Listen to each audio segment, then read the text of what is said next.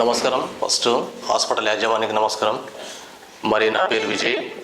మా యొక్క గ్రామం వచ్చేసి కొత్తకోట, వనపర్తి డిస్టిక్. మళ్ళీ నా యొక్క వృత్తి ప్రైవేట్ ఉద్యోగస్తుని. నాకు ఒక బాబుకు కొంచెం పాదాలు ఇట్లా ఉన్నందువలన మేము ఫస్ట్ ఆఫ్ ఆల్ కామినేని హాస్పిటల్కి రావడం జరిగింది.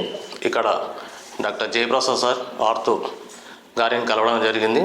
మరి బాబు మాకు ఎలాంటి ఇబ్బంది పడవద్దండి, బాబుకు సర్జరీ చేయవలసి వస్తుంది, సర్జరీ చేసిన తర్వాత బాబుకు స్ట్రైట్ కాల్ వస్తుంది సార్ చెప్పిండు.